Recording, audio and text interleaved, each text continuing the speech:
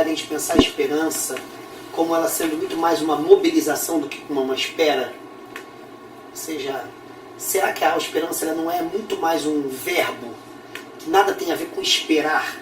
Paulo Freire dizia que tem a ver com esperançar, e que a esperança não nos faz ficar parados, a expressão do Paulo Freire. Então, a ideia é essa. Ora, para a gente ver esses dilemas todos, eu vou usar a obra do Nietzsche de um lado e a obra do Rubem Alves do outro. O Nietzsche, a gente vai ver que, inicialmente, ele tem um ódio à esperança, porque ele vai interpretá-la a partir da ideia cristã de uma espera por um mundo, uma espera por um lugar, uma espera por um ato divino, e assim, como ele era especialista no pensamento grego, ele vai notar que na Grécia não existe esperança como virtude, só existe esperança como maldição. A esperança na Grécia é uma maldição, não é uma virtude. No cristianismo, a esperança junto com a caridade e a fé faz parte das virtudes teologais. Então Nietzsche desconstruiu essa noção. Por sua vez, o Rubem Alves, que é um autor brasileiro, fez uma tese de doutorado no finalzinho da década de 60 nos Estados Unidos, 68, e publicou em seguida essa tese. Aliás, uma semana antes dela ser defendida, ela já estava nas livrarias dos Estados Unidos. Se chama, em inglês, Teologia da Esperança Humana. Em português, chama-se Da Esperança. E nesse texto, ele vai usar o Nietzsche para repensar a esperança. Então, é o Nietzsche contra o próprio Nietzsche. Mas isso é bem nietzschiano, porque o Nietzsche pede para a gente não acreditar no que ele diz. Pede para a gente se apropriar, né? Exercer o pensamento dele de uma maneira que tem a ver com a gente. Tá?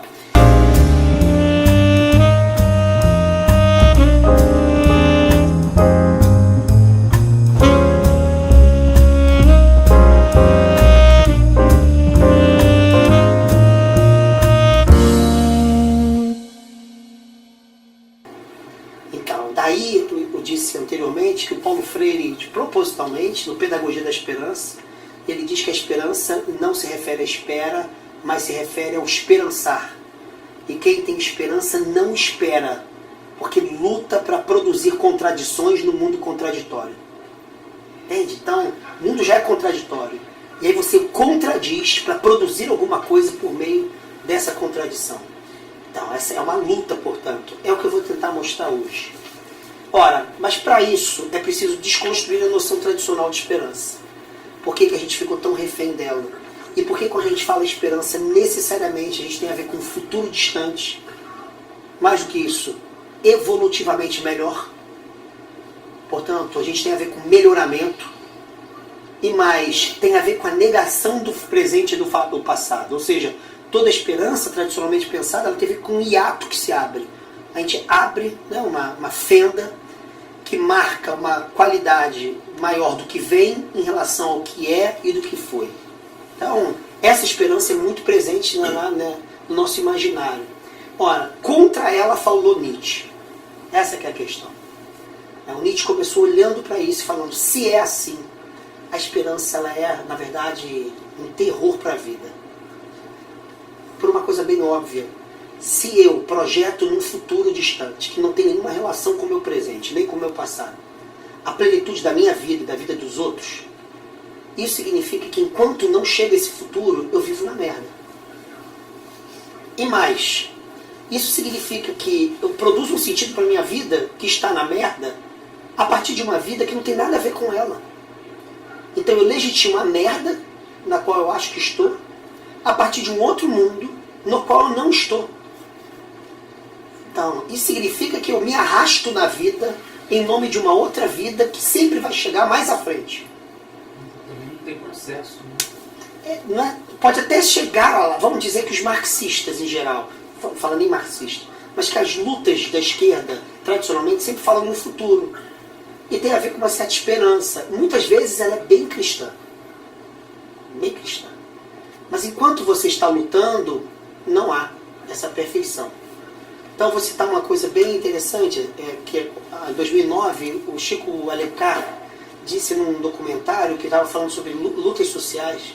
Ele disse que quando ele, final da década de 70, ele começou a entrar para a esquerda, né, e tematizar isso no curso dele de História, na Faculdade de História, ele tinha uma coisa que ele começou a achar meio estranha. É que toda vez que você ia rir, gargalhar e tal, alguém chegava e falava assim, a alegria e felicidade são problemas burgueses. Porque enquanto a gente está na merda, a gente não pode ser feliz. Então, lá na frente todos poderão rir, mas por enquanto, quem ri são os burgueses.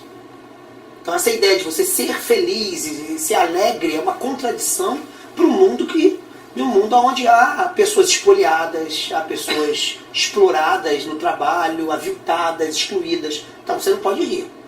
E ele disse que tempos depois ele descobriu que não tem nenhum sentido lutar sem rir. Então, a gente também projeta nas lutas sociais, lá na frente, uma plenitude que não existe. Quando chegar, a gente pode ser pleno. Mas enquanto não chega, a gente tem que ser sério. Sabe? Ninguém brinca, ninguém ri, ninguém isso, ninguém aquilo, ninguém aquilo, ninguém aquilo. Não pode, é um moralismo. E aí ele fala assim, não, hoje eu luto sorrindo. Então, essa esperança é aquela contra a qual o Nietzsche vai pegar as facas dele e vai sair destruindo. É impressionante. E ele não vai fazer isso porque ele inventa. Aqui eu citei um argumento que ele vai defender. Ele vai fazer isso olhando para um outro povo, que não é o povo da esperança, que é o grego. São os romanos, mas sobretudo os gregos, que nunca acharam que a esperança era boa. Ora, como é que os cristãos pensam? Como é que é possível viver sem esperança? Os gregos pensariam, como é que é possível viver com esperança? Entende? Então a questão dele vai recair num outro problema. Como é que os gregos transformaram esperança em maldição? A gente não tem alguma coisa a aprender dali, não? E como é que a gente tão facilmente transformou a esperança em virtude? Entenderam? Então, a primeira questão está nesse textinho aqui, Humano Demasiado Humano. Depois vocês podem ler, eu vou citar aqui assim de cabeça o pensamento. Mas a primeira questão que a gente vai pegar é bem óbvia. Ele vai pegar o mito de Pandora. Vocês conhecem? Todo mundo. Né? O que é o mito de Pandora? Os deuses um dia chegam lá e mandam uma caixinha com todas as maldições. Né? Todas as maldições. E aí, Pandora, aí essa ideia, vai lá e dá a caixa. Ela vai, sabendo que a caixa das maldições abre. E saem todas as maldições. Sobra uma na caixa. O nome dela chama esperança. Como é que o cristianismo interpretou aquilo? A esperança é a última que morre. Não, isso é um erro. O mito não diz isso. O mito diz que a esperança que não... A maldição que não saiu da caixa chama-se esperança. Esperança é uma maldição, não é uma bênção. E aí o Nietzsche se pergunta, por que o povo grego viu a esperança como maldição? E ele vai dizer que a esperança ela prorroga na vida o seu estado de maldição. Porque se eu projeto para frente uma presença de uma grandeza que não há na minha vida agora e nem houve antes, então o que eu vou fazer é continuar vivendo numa vida merda. Isso vai gerar um sentido para a vida. Claro, tem que esperar. Né? Tem que esperar. Tem que esperar. Nesse povo que não tinha noção de tempo linear, raríssimo isso na Grécia, o tempo era circular, do que vale a esperança? Entende? Isso parece que é uma invenção no Nietzsche. Não, tem um mito de Pandora, ele contou. Isso é verdade. Eu coloquei aqui, vocês vão ver, alguns textinhos de pensadores clássicos. Epicuro é o primeiro, que é grego. Sêneca, que é romano. Depois Sêneca de novo. Tinha mais lá em casa. Botei só esses. Só para vocês notarem como esses caras estavam cagando pro futuro. É interessante isso. Esses caras falaram sobre esperança. Essa é uma carta de Epicuro. É um texto, só tem 3 páginas e meia. Essa carta. É uma carta famosíssima. Meneceu é um discípulo dele. Ele escreve uma carta que é conhecida como carta da felicidade. Então, olha o que é felicidade para esses malucos, né? Assim como opta pela comida mais saborosa, né, ele está falando do sábio, e não pela mais abundante, do mesmo modo, ele, né, o sábio, colhe os doces frutos de um tempo bem vivido, ainda que breve. Quem aconselha o jovem a viver bem e o velho a morrer bem, não passa de um tolo.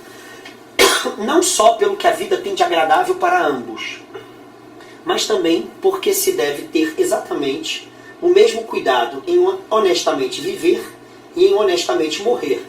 Mas pior ainda é aquele que diz, bom seria não ter nascido, mas uma vez nascido, transpor mais depressa possível as portas do Hades. O Hades é o mundo dos mortos. Nunca devemos nos esquecer de que o futuro não é nem totalmente nosso, o futuro não é totalmente nosso, nem totalmente não nosso. Eu também não sou uma marionete dele. Aí vem. Para não sermos obrigados a esperá-lo como se estivesse por vir com toda certeza, nem nos desesperarmos como se não estivesse por vir jamais. Isso é um pensamento clássico, chamado nem-nem nem-nem, olha o nome, de Epicuro. O que é isso? Olha, o futuro não é nem só nosso, mas ele também não é não nosso. Isso significa o seguinte, que quando o futuro acontece, ele não depende só de mim, mas ele não acontece sem mim. Então o que ele está dizendo é que o sábio sabe exatamente que o futuro depende da gente, mas não depende só da gente. Portanto, a gente responde pelo futuro, mas a gente não responde por tudo no futuro. E ser sábio é exatamente saber o que você não pode contar, porque eu não posso prever porra nenhuma no futuro. Mas também eu não posso me desonerar dele. Então, o que esse cara vai dizer é que o interesse do sábio recai no presente. Essa é a conclusão. Ele sabe que ele vai responder pelo futuro, mas ele sabe que não só ele vai responder. Então, ele vai se ater ao que é problema dele, ao presente dele. E ele vai responder pelo que ele pode responder no futuro dele. Mas ele não vai ficar esperando, porque ele não é marionete. E mais, porque a tarefa dele é o presente. Entende? Daí o pensamento dele tem lugar para a esperança. Mas a esperança não estaria ligada então ao que não depende da gente? Nem isso para eles é uma coisa legal. No Rubem Alves tem a ver um pouco com isso. A gente vai ver. Às vezes a gente tem esperança justamente em relação a que a gente não tem poder sobre. Eu espero um mundo melhor. Exato, mas isso depende de tanta coisa. A esperança está mais ligada, a meu ver, ao que não depende. Exato. Então, mas no caso deles, dos gregos, se apegar ao que não depende de você traz infelicidade para você. Sim, sem dúvida. Então, a gente vai ver no próximo, que é o Sêneca, que é de raiz estoica. Os estoicos vão falar isso. Que é um pensamento muito bonito, que é sobre a indiferença em relação ao que não pode depender jamais da gente. Então, por exemplo, para os estoicos isso é muito sério. Eu posso educar meus filhos do que eu considero melhor para eles. Mas eu jamais, isso é muito sério, eu jamais posso, minha educação, ela pode depender das escolhas amorosas do meu filho. Não podem, porque isso tem nada a ver com o espaço da minha relação com os meus filhos. Jamais.